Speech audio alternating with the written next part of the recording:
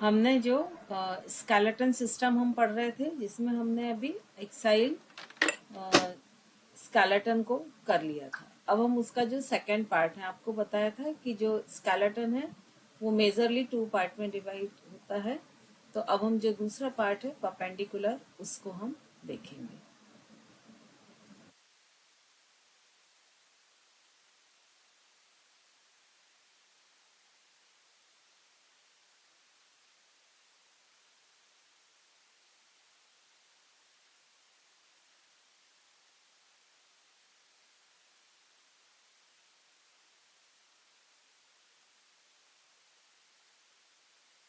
Screen share हो रही है?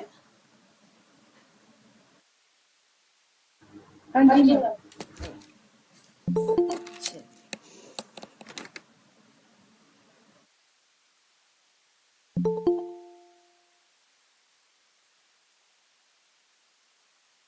तो अभी हमने जो इसके पहले का पोर्शन पढ़ा था, एक्साइल स्केलेटन, उसमें क्या क्या आ रहे थे?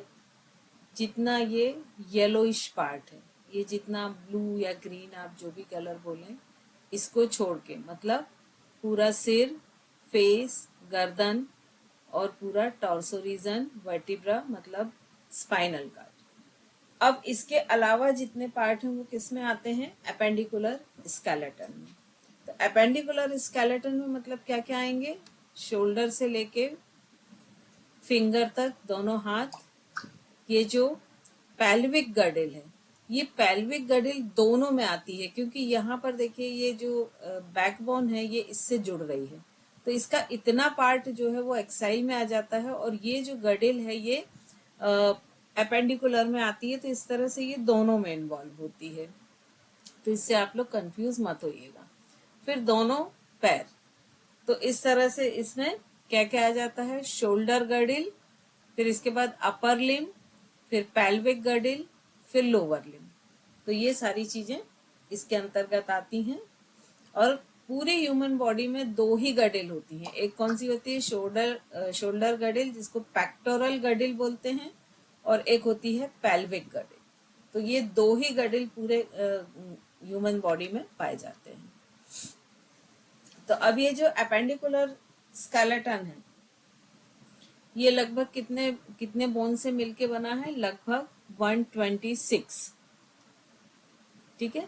और इसके ऊपरी और नीचे हिस्से के पूरे जो ऑर्गन्स हैं, तो ऊपर के हिस्से में ये स्कैपुला, क्लेविकल, और ये इनको मिला के ही क्या बनती है? शोल्डर गर्डिल, जिसको हम पेक्टोरल गर्डिल भी बोलते हैं। फिर उसके बाद में ह्यूमरस, ये देखिए ये एक हाथ है।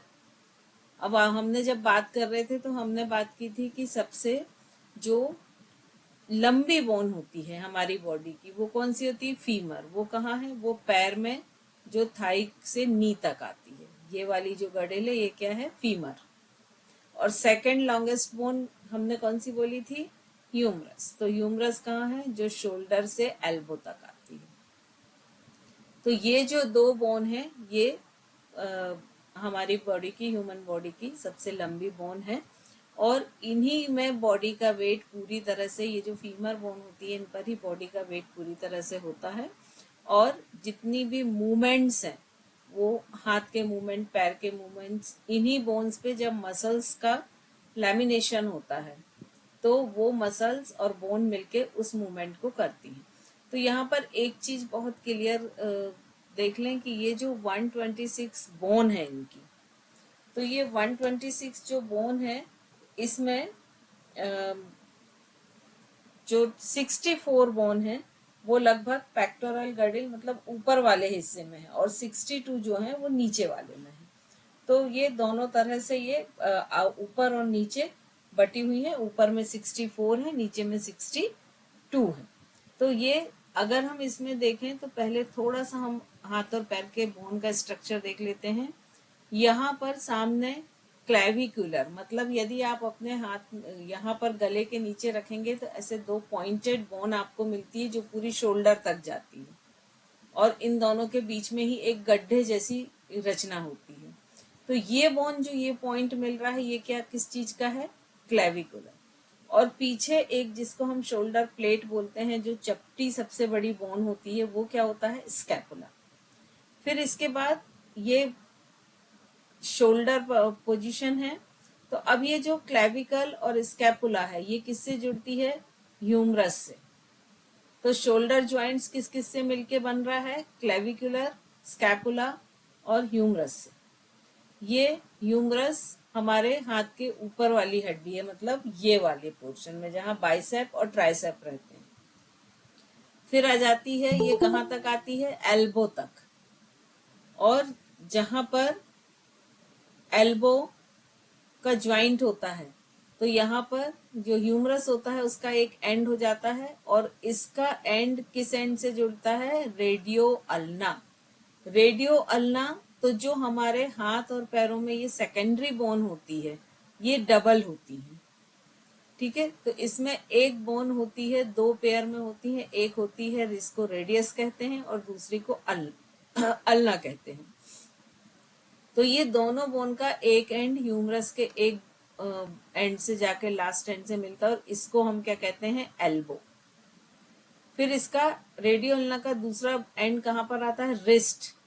तो रिस्ट की जितनी भी बोन होती हैं, ये कार्पसल्स कहलाते हैं।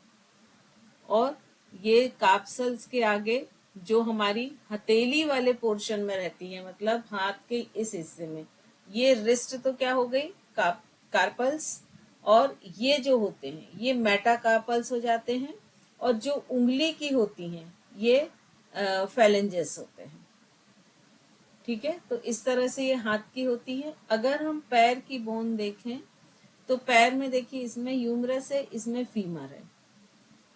ठीक है, जो लॉन्गेस्ट बोन भी है और स्ट्रॉन्गेस्ट बोन भी है। फिर फीमर का जो एक एंड मिलता है, वो नीचे किससे मिलता है, यहाँ पर रेडियो अल्ना दो थी, यहाँ पर टिबिया फिबुला। तो ये भी दो बोन होती है, इसके एंड से जहां पर फीमर का एंड मिलता है, वो क्या हो जाता है, नी। और उसके ऊपर एक पटेला जैसी डिस्क आ जाती है। तो यहाँ पर भी देखिए, ये दो बोन हो गई हैं, एक टिबिया एक फिबुला, इनको मिला के सिन बोन भी कहा जाता है। और ये फिर किससे मिलेंगी, एंकल से। तो यहाँ पर रिस्ट में हमने क्या बोला था, कार्पल्स, यहाँ हम बोलेंगे टार्सल्स। और फिर जब उंगली और रिस्ट के बीच में जो होते हैं, वो मेटाटार्सल हो जाएंगे। और जो पैरों की उंगलियां होती हैं, उनको भी फेलेंजेस कहते हैं। ये दोनों का स्ट्रक्चर होप आप लोग को क्लियर हो गया होगा। अभी हालांकि हम और डिटेल में पढ़ेंगे। तो जो अपर लिम्ब में है, उसमें यहाँ पर ये मिस्टेक है, इसको करेक्ट कर लीजिएगा। 60 नहीं, यहाँ पर 64 है। ठीक है, 64 बोन है और नीचे 62 है। ये 60 नहीं है, इनको आप देख लीजिएगा। तो इसमें क्या होता है, दो बोन तो कौन सी हो जाती हैं, ये ह्यूमरस, फिर उसके बाद रेडियस और अल्ना। तो ये चूंकि इसमें और इसमें, तो ये दो दो बोन रहती है, तो ये क्या हो गई, 4 है ना, 2 ईच में रहती हैं। फिर जो कार्पल्स होते हैं, वो 16 होते हैं, 8 एक रिस्ट में, 8 दूसरे रिस्ट में। मेटा कार्पल्स होते हैं, ये 10 होते हैं, मतलब 5 होते हैं। और फेलेंजिस 28 होते हैं। तो जो 28 होते हैं, उनको हम हाफ करके 14 दोनों में डिवाइड हो जाते हैं। अब इसी तरह से जो और ऊपरी हड्डियां होती हैं, वो कौन सी होती हैं, ह्यूमरस, रेडियोअल्ना, कार्पल, मेटाकार्पल्स और फेलेंजेंस। ये मिलके क्या बनाती हैं, ह्यूमन का अपर लिम्ब, जिसको आर्म भी कहते हैं। अब जो पैल्विक गर्डल होती है, इसमें दो बोन रहती हैं और हिप बोन रहती हैं। तो ये इस तरह का शेप होता है पैल्विक गर्डल का। ये यहाँ से स्पाइन आ रही है, ये सैक्रम वाला एरिया है, और उसके नीचे टेल बोन है, और यहाँ साइड से हिप बोन जुड़ती है, जो एसआई ज्वाइंट जिसको हम कहते हैं। तो ये हिप बोन का ज्वाइंट यहाँ पर होता है। हिप बोन कौन कौन सी होती हैं, इलियम, इस्चियम और प्यूबिस। ये 3 बोन होती हैं, जिनको जब मिलके पूरा गर्डल बनता है। तो यहाँ पर देखिए, ये प्यूबिस सामने दी है, साइड वाला पोर्शन जो है वो इस्चियम बनाती है, और इलियक पीछे वाला। अब हम पैरों की यदि देखें तो पैरों में भी यदि आप अच्छा यहाँ पे इसलिए 60 है, इसको क्लियर कर लीजिए एक मिनट। ये 60 यहाँ पर इसलिए है क्योंकि टोटल बोन नहीं ले रहे हैं इसमें। जैसे ये अपर है तो इसमें पेक्टोरल की जो बोन है वो नहीं ले रहे हैं, है ना। तो ये 60 60 120 और इसमें कुछ बोन पेक्टोरल की रहती है। हमने जो कॉलर बोन और स्कैपुला पढ़ा था, दो वो बोन रहती हैं पेयर में, तो ये 64 हो जाती हैं अपर। ठीक है, इसमें चूंकि 60 इसलिए लिखा है, ये सही लिखा है क्योंकि इसमें सिर्फ लिम्ब की बोन दी है। यहाँ पर लिम्ब में हमने जो पढ़ा था ना कि ये क्लेविकल और स्कैपुला होता है, ये दो इधर होता है दो इधर होता है, तो ये 4 हो गई। तो 60 + 4 कितनी हो जाएंगी? 64 हो जाएंगी। ऐसे ही यहाँ 62 है कि 60 बोन्स जो हैं वो लेग्स में हैं और ये 2 बोन मिलके 62 हो जाएंगे। तो अब यहाँ हम लेग की बोन देखें तो क्या होगा? ये जो पैल्विक है इससे एक एंड किसका ज्वाइंट होगा? फीमर का। ठीक है, और फीमर से इसको हिप ज्वाइंट कहते हैं। लोग अक्सर बात करते हैं ना हिप ज्वाइंट, तो ये हिप ज्वाइंट यही कहलाता है जहां से फीमर जो है वो पैल्विक से जुड़ती है। और वहीं पर ये जो दूसरे एंड से नी से जुड़ रही है, तो वो किससे जुड़ रही है? टीबियो फिबुला से। टिबिया फिबुला ये नी ज्वाइंट है, इसके ऊपर ये पटेला है। और नीचे एंकल से जुड़ रही है, तो एंकल में किससे जुड़ेगी? टॉर्सल से। टॉर्सल्स किससे जुड़ेंगे? मेटाटॉर्सल से, और मेटाटॉर्सल्स फैलेंजेस से। तो इस तरह से ये पैर का पूरा स्ट्रक्चर होता है, बोन होती हैं। और ये दोनों पैर के जो बोन होते हैं इनका पूरा काम क्या होता है? पूरे बैलेंस को बना के रखना, पूरे शरीर के वजन को बेयर करना, उठा के रखना और चलने फिरने में हेल्प करना। तो यहाँ पर ये जो फीमर है ये दो रहेंगी, पटेला है ये दो, कैप नी के ऊपर कैप लाइक या डिस्क लाइक स्ट्रक्चर होता है, ये दो रहेगा। टीबियो फ्यूबुला मतलब एक में ही दो बोन होती हैं तो 4 ये हो जाती हैं। फिर 14 टॉर्सल्स एंकल की जो बोन होती हैं, 10 मेटाटॉर्सल्स और 28 फेलेंजेस। मतलब ये सारे नंबर सेम है, ये दोनों पैर के नंबर दिए हुए हैं ये, है ना। तो ये हाथ और पैरों का जो स्ट्रक्चर है वो सेम है, बोन के नेम्स जो है वो अलग अलग है। इतना क्लियर हुआ ये दोनों चीजें। तो इस तरह से ये पूरा स्केलेटन आज हमने पढ़ लिया। उसके कौन कौन से पार्ट हैं, टोटल कितनी बोन है? 206 है।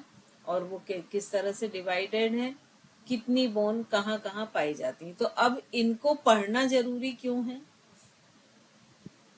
क्योंकि जब हम योग कराते हैं तो योग में हम किस चीज को मूवमेंट देते हैं? हमारा योग बेस जो है आसन है वो दो ही चीज पे रहते हैं, एक बोन पे और एक मसल्स पे।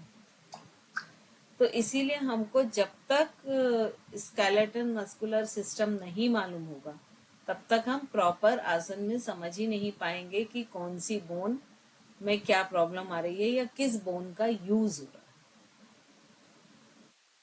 है ना। तो अब जैसे एक बहुत कॉमन सी वो आती है टर्म की घुटनों का गैप कम हो गया है, बहुत सुनते होंगे आप लोग ये। जबकि एक्चुअल होता क्या है कि ये देखिए ये नी ज्वाइंट है, यहाँ पर ये जो फीमर है इसका एक एंड है और जो टिबियो फिबुला है उसका दूसरा है। तो यहाँ पर क्या होता है कि ये दोनों जहाँ मिलते हैं यहाँ पर बीच में गैप रहता है। तो आपके गलत यूज से, ह्यूमन के गलत पोस्चर से, गलत सिटिंग से, स्टैंडिंग से क्या होता है कि ये गैप कम हो जाता है और बोन के बीच का कार्टिलेज खराब हो जाता है, उसके अंदर जो लिक्विड होता है, ग्रीस होता है, वो खराब हो जाता है और ये बोन एक दूसरे पर फ्रिक्शन, रगड़ करने लगती है, जिससे नी प्रॉब्लम शुरू होती है और जिसको कहते हैं कि नी में गैप आ गया है। एक्चुअली वहां गैप आता नहीं है, कम होता है। अब यदि ऐसा कोई पेशेंट आपके पास आता है नी वाला, सबसे पहले तो ये देखना बहुत जरूरी है कि वो डॉक्टर से पूरे टेस्ट करा के आए, क्योंकि नी में गैप आना या नी में दर्द होना एक ही रीजन नहीं हो सकता उसका कार्टिलेज सिर्फ टियर हुआ हो सकता है उसका ग्रीस सिर्फ कम हो सकता है कि उसकी जो बोन एक दूसरे के ऊपर वो लेफ्ट साइड झुक गई हो, एक ही तरफ से टच कर रही हो, क्योंकि जैसे ये इस तरह का स्ट्रक्चर है तो ये बीच में एक पूरा यूनिफेरस स्पेस रहता, मतलब समान होता है कि अगर यहाँ से मान लीजिए सपोज एक इमेजिनरी नंबर लेते हैं कि 1 सेंटीमीटर का हुआ तो पूरा यहाँ तक 1 आएगा। तो कई बार गलत ढंग से चढ़ने चलने बैठने से क्या होता है, ये ऐसे तिरछी हो जाती है। तो क्या होता है कि एक पॉइंट बस उसको फ्रिक्शन कर रहा है। अब वो ये भी हो सकता है, ये भी हो सकता है, ये भी हो सकता है, चारों तरफ हो सकता है। ठीक है। फिर उसके बाद हो सकता है कि उसके जो हेड हैं बोन के, कौन कौन से हेड आपस में आके मिल रहे हैं, फीमर और टिबियो फिबुला के, वो जो हेड हैं उनके सरफेस रफ हो गए हैं। ऑस्टोपोरोसिस के कारण कई बार उनके सरफेस रफ हो जाते हैं, जिसके कारण दर्द हो जाता है। तो मल्टीपल रीजंस होते हैं नी पेन के। तो सबसे पहले तो आपको समझना होगा कि आखिर उस व्यक्ति को नी पेन है किस कारण, और वो कब समझेंगे आप, जब डॉक्टर से उसकी पूरी आप रिपोर्ट लेंगे और रीजन देखेंगे, उसका एक्सरे लेंगे, सारी चीजें लेके आप फिर समझ पाएंगे।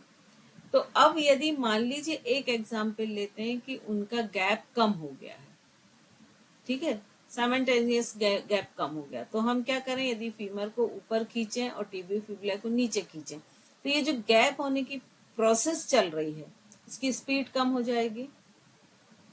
और जब स्पीड कम होगी तो एक समय के बाद ऐसा आएगा कि वो गैप कम होना रुक जाएगा, तब हम उसको रिवर्स में लें तो वो गैपिंग वापस पहले जैसी मैनेज हो जाएगी। लेकिन ऐसा देखा नहीं जाता है ना, सब बोलते कि नहीं ऐसा, क्योंकि इन सब चीजों में बहुत पेशेंस की जरूरत होती है। जैसे नी प्रॉब्लम शुरू होती है, अगर हम मिनिमम भी लें तो 30-35 साल में, तो 30-35 साल जब आपने कंटिन्यूशन में एक पोस्चर बना के रख रख के उसके गैप को कम किया, तो आपको कम से कम 30-35 मंथ तो देने पड़ेंगे उसको वापस करने के लिए। लेकिन लोगों में उतना पेशेंस होता नहीं, इसलिए उसके रिजल्ट्स मिलते नहीं।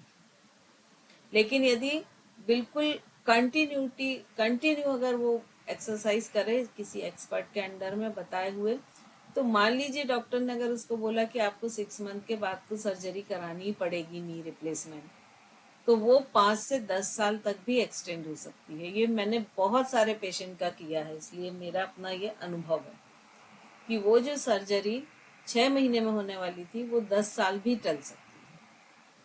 लेकिन ये है कि वो जो पेशेंट है वो डिवोशन के साथ करे, मतलब इतना डिवोशन कि जैसे मेरे कई पेशेंट, एक पेशेंट है लेडी है, वो सुबह अगर 5 बजे सपोज कहीं से ट्रेन से आई है और मुझे 6 से क्लास लेनी, तो मैं अक्सर सोचती हूँ कि ये 5:30-5:45 पे तो घर पहुंची होंगी, रात भर का सफर की होगी, मना कर देंगी, नहीं करेंगी, लेकिन वो कंटिन्यू करेंगी कि नहीं मैं अपने बाकी काम बाद में करूंगी।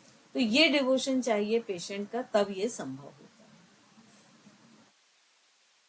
क्लियर है ये स्केलेटन? थम्स अप करके मुझे बता दें। ठीक है, आगे बढ़े।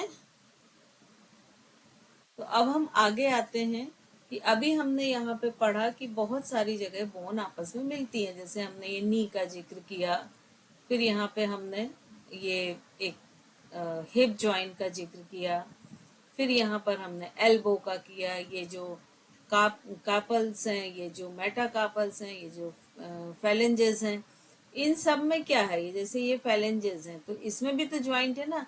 यहाँ से ये रिस्ट के ज्वाइंट बना रही हैं, कितनी बोन मिलके, 16, मतलब 8 बोन मिलके। फिर यहाँ से ये मेटाकार्पल, और फिर यहाँ से ये 1 2 3 बोन मिलके एक जो आपकी फिंगर है, ह्यूमन फिंगर, वो बना रही है। तो देखा जाए तो ये जितने भी ज्वाइंट हैं ये रिस्पॉन्सिबल होते हैं आपके या ह्यूमन बॉडी के मूवमेंट के लिए। यदि ये ज्वाइंट ना हो तो आप हाथ को मोड़ ही ना सकें। सपोज एल्बो ना हो, एक स्ट्रेट वहां पर बोन होती, तो हम हाथ को मोड़ ही नहीं सकते। हाथ को मोड़ नहीं सकते तो सबसे पहला काम जो खाना खाना वही कैंसिल हो जाता है ना। तो ये जो ज्वाइंट्स हैं, और जब हम योग कराते हैं तो हम क्या कराते हैं, मेन इसी पे हमारा पूरा फोकस होता है। इसको यहाँ मोड़ो, इस हाथ को बाएं मोड़ो, इसको दाएं मोड़ो, पैर को ऊपर मोड़ो, सिर को पीछे की तरफ मोड़ो। तो हम किस पे काम कर रहे हैं योग में? ज्वाइंट्स पर। तो ज्वाइंट्स को हमें पढ़ना बहुत जरूरी है कि ये ज्वाइंट्स कैसे काम करते हैं, ये किस तरह से काम करते हैं, कितने तरह के होते हैं। तो ये जो ज्वाइंट्स हैं इनको साइंस की लैंग्वेज में आर्टिकुलेशन कहते हैं। ठीक है, तो फर्स्ट तो वर्ड जो हमें ये सीखना है कि ज्वाइंट्स को ही हम क्या कहते हैं? आर्टिकुलेशन। अब ये जो आर्टिकुलेशन होता है ये किस लिए जरूरी है? मूवमेंट के लिए। अदरवाइज स्केलेटन में मूवमेंट पॉसिबल ही नहीं होता है कि ये पॉसिबल हो पाए। तो अब ये कई टाइप के होते हैं। तो ये जो आर्टिकुलेशन या जॉइंट है ये कौन सी जगह है? जहां पर भी दो बोन आपस में मिल रही हैं। जैसे फॉर एग्जाम्पल ये एल्बो, रिस्ट, एंकल, उंगलियां, हिप जॉइंट, शोल्डर जॉइंट। तो ये सब क्या है कि यहाँ पर दो बोन का एंड आपस में मिल रहा है और ये सब क्या करते हैं? एक तो पूरा फ्रेम वर्क करते हैं, दूसरा एक उसको कंस्ट्रक्शन देते हैं और मूवमेंट देते हैं। अब इनके क्लासिफिकेशन कैसे होते हैं? ठीक है, तो इनको दो तरह से क्लासिफाई किया है। ये है इजी, लेकिन इसका फ्लो चार्ट आप बना लेंगे, लास्ट में मैं भी दिखा दूंगी, तो वो बहुत इजी हो जाएगा। तो दो तरह से कौन कौन सी तरह से किया है? एक तो किया है कि इनका जो स्ट्रक्चर है और इनके जो मूवमेंट है उसके बेस पे क्लासिफिकेशन किया है। और दूसरा जो किया है कि जो कैसे बन रही है, उनमें मूवमेंट्स कैसे हो रहे हैं। तो एक स्ट्रक्चर, दूसरा मूवमेंट। तो दो क्लासिफिकेशन किस किस पे बेस है? एक जो बेस है वो पूरी तरह से स्ट्रक्चर पे है कि वो किस तरह से बने हैं, उनकी रचना क्या है। और दूसरा जो है वो मूवमेंट पे है कि जब वो उसमें मूवमेंट आता है, दोनों बोन मूव होती हैं, तो वो किस तरह की होती हैं। ठीक है, तो यहाँ पर ये पहले हम ये देखते हैं फंक्शन, मतलब स्ट्रक्चर और फंक्शन के हिसाब से वो बने हुए हैं, हम उसको ऐसा समझ लेते हैं।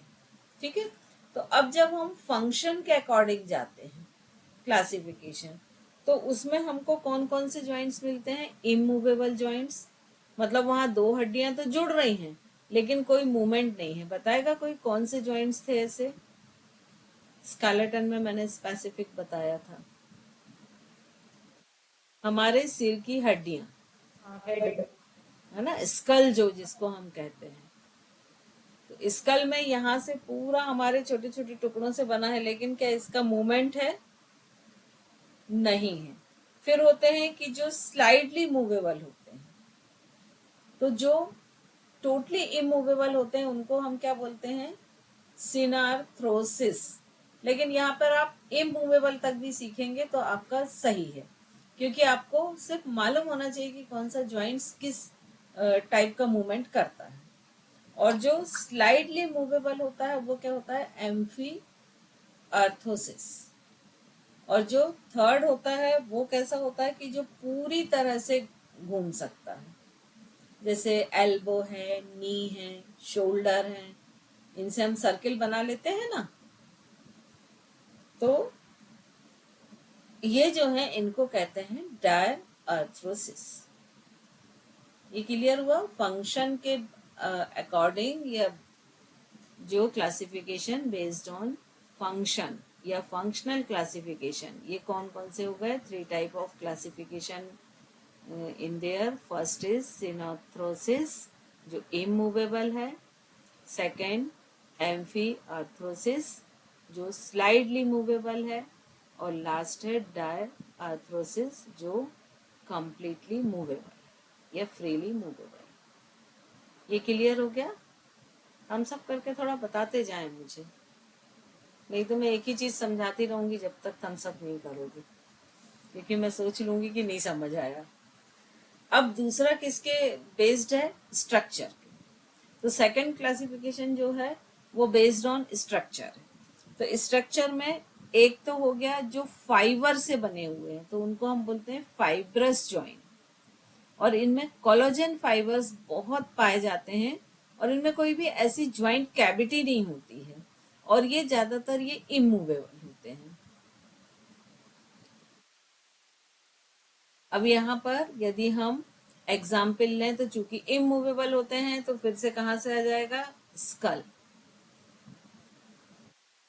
स्कल के बोन, क्योंकि स्कल में यदि हम देखें तो लोअर जाके अलावा जितने भी बोन है सब इमूवेबल है।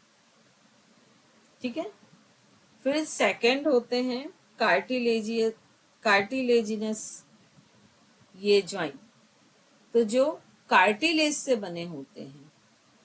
ठीक है। और ये कार्टिलेज से बने होने के कारण ये बहुत कम मूवमेंट करते हैं। तो ये इनका काम क्या रहता है कि जो भी बॉडी में झटके लग रहे हैं, जो भी जर्क लग रहे हैं, उनको एब्सॉर्ब करना और उस पार्ट को उन जर्क से सेव करना। तो ये कौन से हैं, ये हमारे रीढ़ की हड्डी में मिलते हैं, वर्टिब्रल कॉलम में।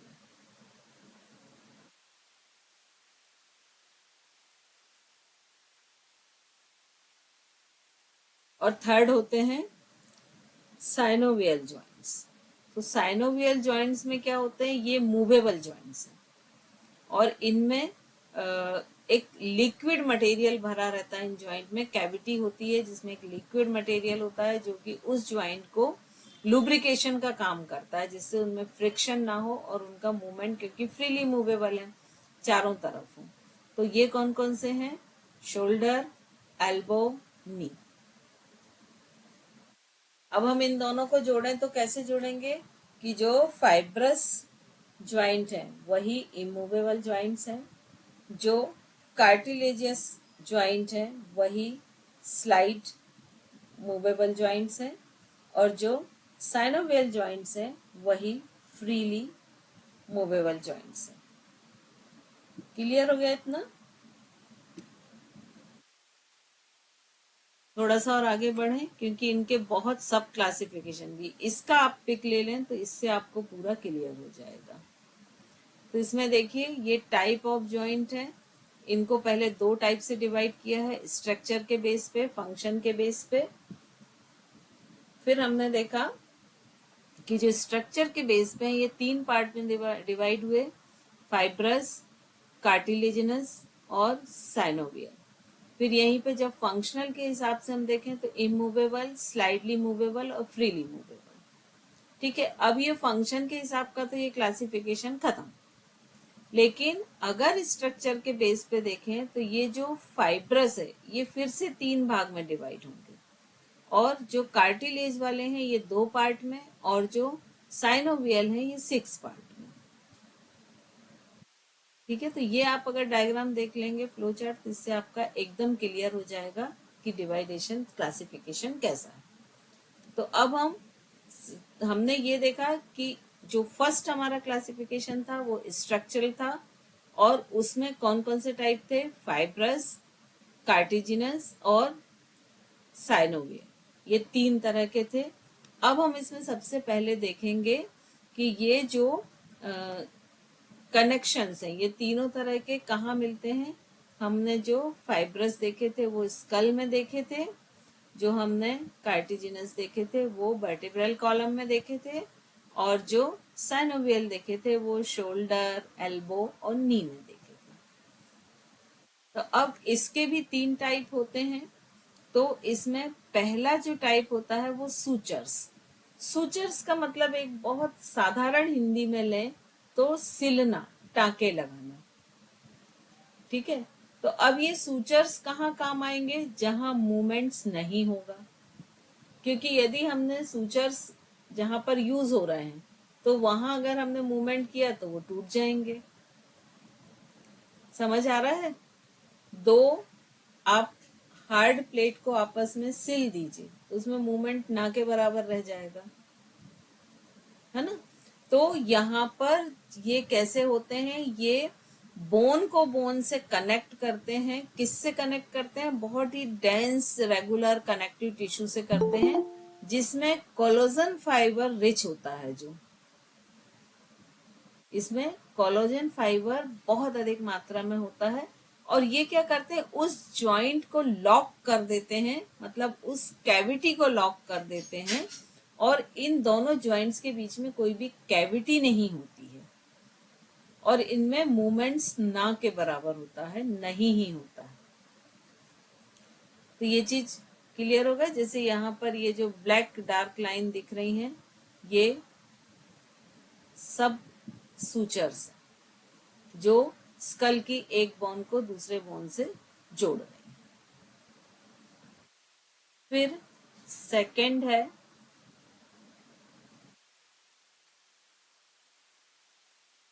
इसी में सेकंड है डिस्मोसिस। ये क्या होता है? ये एक लिगामेंट होता है या जो इंटरमेम्ब्रेन शीट द्वारा जुड़ी हुई होती है, और इसमें थोड़ी सी गति संभव होती है। जैसे टीबी और फिबुला दो बोन है लेकिन वो आपस में जुड़ी होती हैं, रेडियो अल्ना दो बोन है आपस में जुड़ी होती हैं। तो उन बोन को जो हेड पर जो जोड़ता है वो ये मटेरियल होता है। फिर गोम्बोफोसिस, तो ये सॉकेट में खूंटी वाले जोड़ जैसा स्ट्रक्चर बनाते हैं। जैसे टीथ, जो हमारे दांत हैं, वो एक कैविटी में फिक्स रहते हैं। तो वो कौन सा ज्वाइंट है?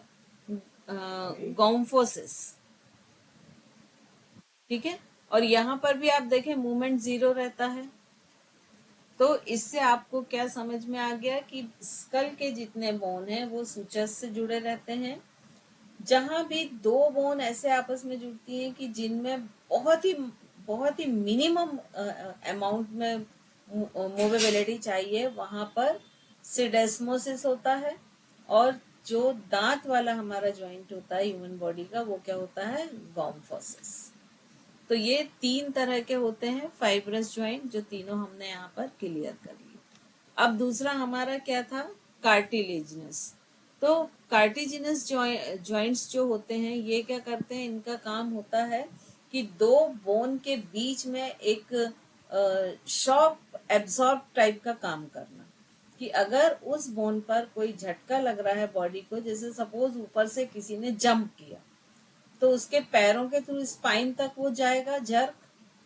तो उस जर्क को कौन बेयर करेगा? जितने भी कार्टिजिनस ज्वाइंट्स हैं। तो ये मेनली कहाँ पाया जाता है? स्पाइन पे पाया जाता है। और ह्यूमन वर्टिब्रा जो होता है, जिसकी रीढ़ की हड्डी होती है, इस तरह की छोटी छोटी हड्डियों से मिलके बनी रहती है, 32, ये हम पढ़ चुके हैं। इसके बीच में इस तरह से ये कार्टिजिनस ज्वाइंट रहता है, और ये बहुत इलास्टिबल होता है। तो जैसे ही दोनों बोन पर प्रेशर आता है तो ये सिकुड़ जाता है और उस शॉक को पूरी तरह से एब्सॉर्ब कर लेता है।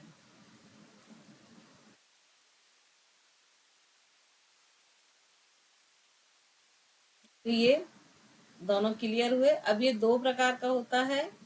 सिंकोन्ड्रोसिस, मतलब ये इमूवेबल ज्वाइंट होता है। हाइलिन कार्टिलेज, ये मोस्टली बच्चों में ग्रोथ के समय मिलता है, जितनी भी ग्रोथ प्लेट्स होती हैं उनमें मिलता है।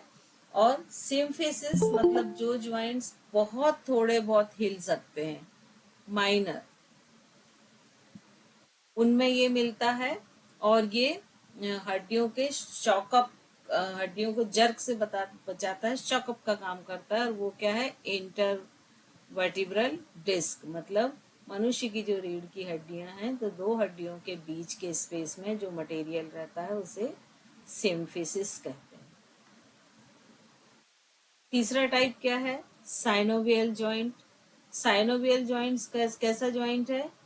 फ्रीली मूवेबल जॉइंट्स है। ठीक है। तो अब ये फ्रीली मूवेबल जॉइंट्स हमने कहाँ कहाँ पढ़ा? ये रहता है कंधे में, कोहनी में, घुटने में, इस तरह से ये पाया जाता है। गर्दन में भी पाया जाएगा। तो ये जॉइंट्स जो है साइनोवियल जॉइंट्स, ये सबसे अधिक योग में यूज होता है। और हमें सबसे अधिक जो एक डीप स्टडी करनी होती है, वो इसके जो 6 टाइप हैं उसी की करनी होती है स्टडी। क्योंकि जब हमको मालूम होता है कि किस ज्वाइंट का मूवमेंट किस तरह से है, जैसे फ्रोजन शोल्डर का कोई व्यक्ति आपके पास आया और आपको शोल्डर का मूवमेंट ही नहीं मालूम कि उसके ज्वाइंट से किस तरह से मूवमेंट होता है, कौन सी बोन जुड़ती है, कौन सी मसल्स उसको मूवमेंट्स देती हैं, तो आप उसको ट्रीट कैसे करोगे? ठीक है। तो ये कितने तरह का होता है? 6 तरह का होता है। और वो कौन कौन से हैं? Hinge joint, ball and socket joint, pivot joint, saddle joint, condyloid joint और ग्लाइडिंग या प्लेन ज्वाइंट। तो ये 6 तरह के ज्वाइंट्स होते हैं। और ये 6 अभी पढ़ें कि इसको नेक्स्ट क्लास में लें? बताइए, जल्दी से बताइए, अभी पढ़ना है? कुछ तो बताइए आप लोग। अभी पढ़ना है कि ले लीजिए, ले लें? ठीक है, ले लीजिए। चलिए। तो ये जो साइनोवियल जॉइंट होता है, ये शरीर में जहां भी मिलता है, जहां जिन अंगों को हमको फ्रीली मूव करना होता है, ठीक है। तो इसमें कैविटी भी होती है, उसमें लिक्विड भी होता है, और ये कैविटी, कार्टिलेज, लिक्विड ही इस जॉइंट को मूवमेंट करने का अलाउ करता है।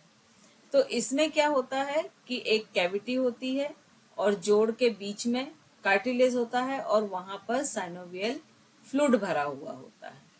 तो जो कि ये तीनों चीजें मिलके ही इनको अलाउ करते हैं कि ये जो ऑर्गन्स हैं ये फ्रीली मूव कर सकें। तो यदि हम पहला देखें हिंज ज्वाइंट, तो हिंज ज्वाइंट कहाँ मिलता है? कोहनी और घुटना, ठीक है। आपके एल्बो और नी पर ये ज्वाइंट मिलता है। फिर बॉल एंड सॉकेट ज्वाइंट, ये कहाँ मिलेगा? कंधा और हिप ज्वाइंट, शोल्डर ज्वाइंट और हिप ज्वाइंट। फिर उसके बाद में सैडल ज्वाइंट्स, तो ये जितने भी मेटाकार्पसल्स हैं या मेटाटार्सल्स हैं, उनके जितने भी ज्वाइंट्स हैं उसमें यही मिलता है।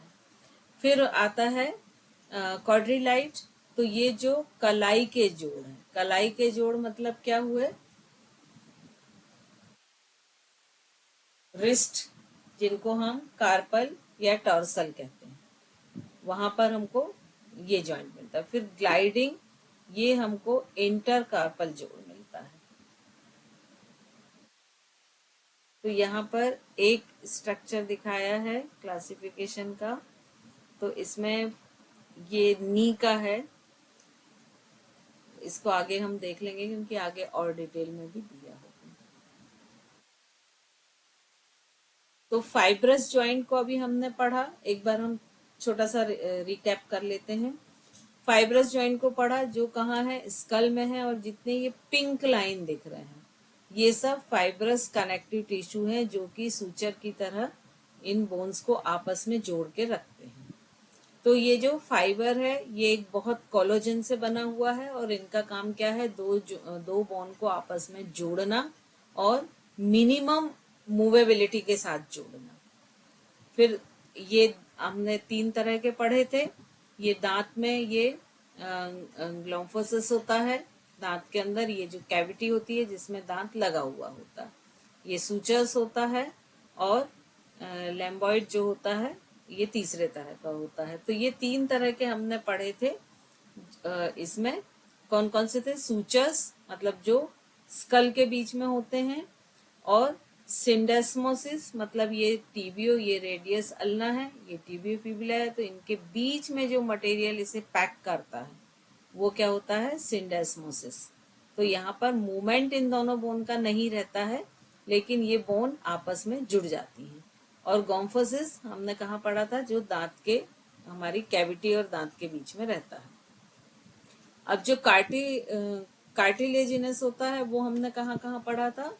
कि एक तो जहां भी शॉकअप का काम करना है, तो ये जो दोनों ह्यूमन स्पाइन की 2 बोन है जिसको हम वर्टिब्रल बोलते हैं, और ये जो डिस्क है ये कार्टिलेज की बनी होती है।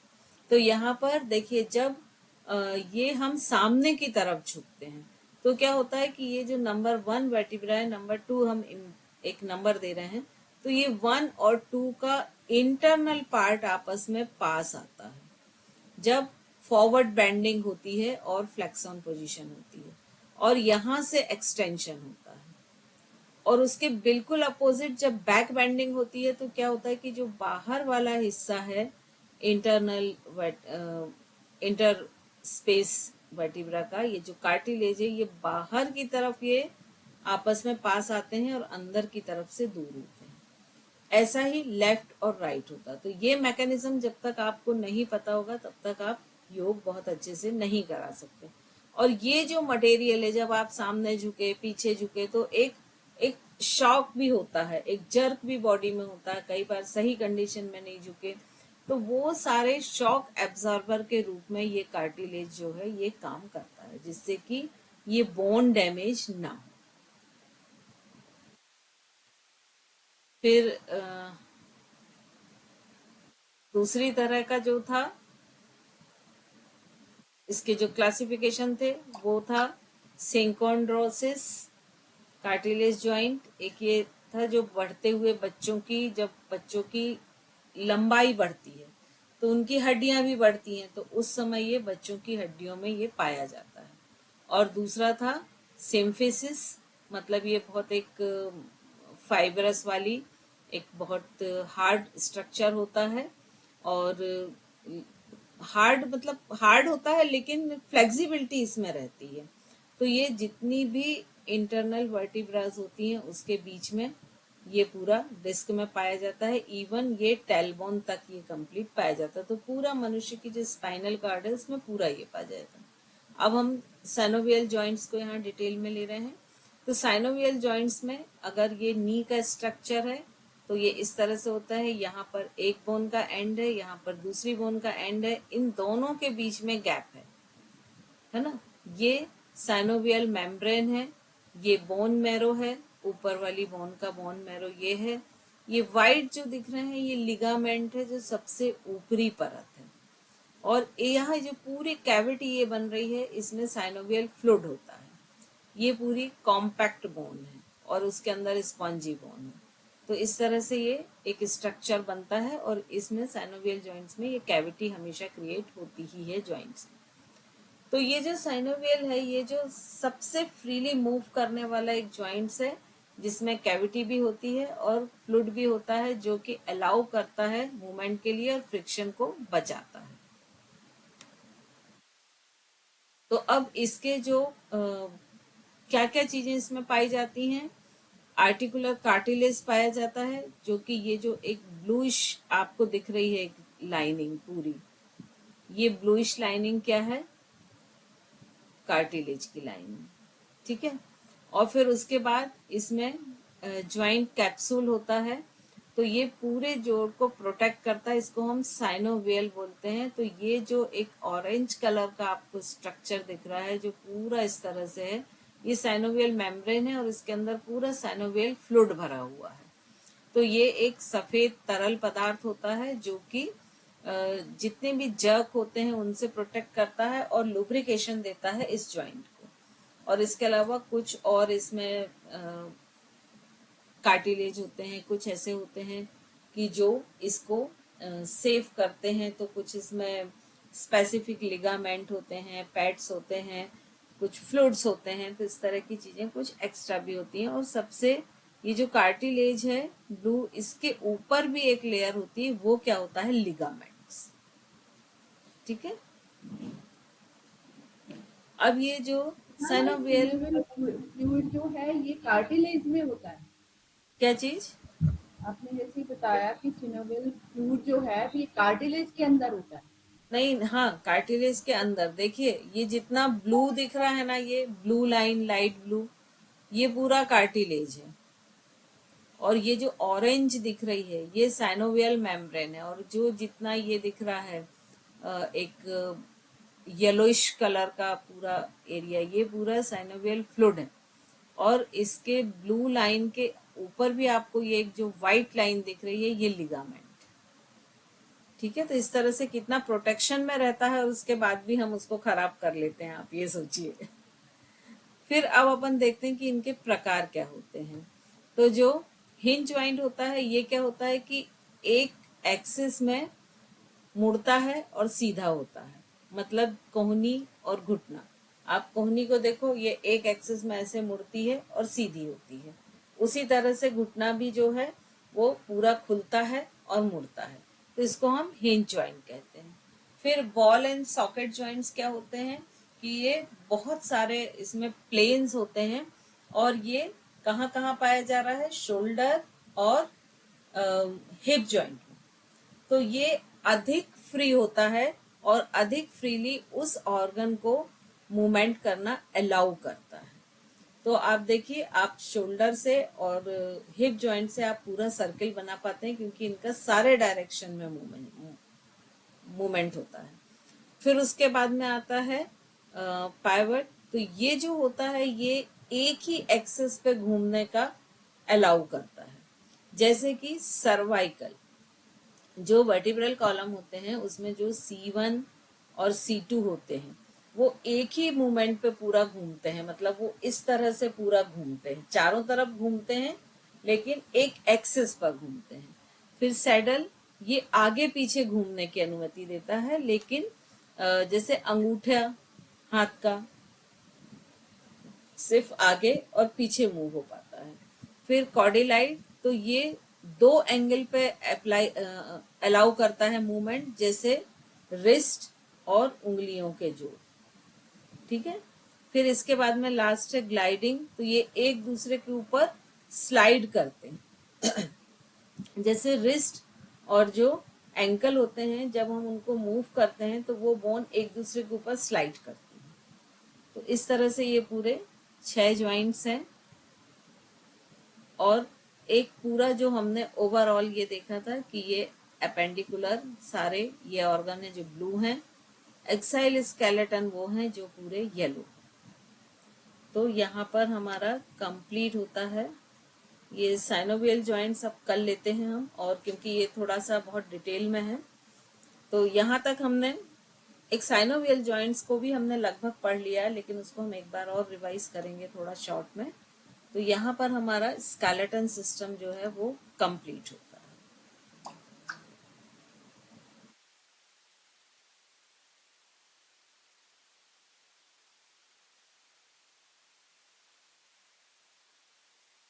अब फील किया कितनी कॉम्प्लिकेटेड है ह्यूमन बॉडी, हम उसको कितना इजी गोइंग लेते हैं,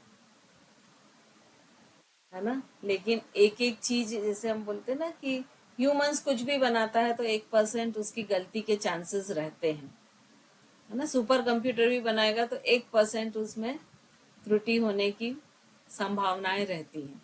लेकिन ह्यूमन बॉडी एक ऐसा मशीन है या ऐसा टूल है कि जो 100% है राइट है।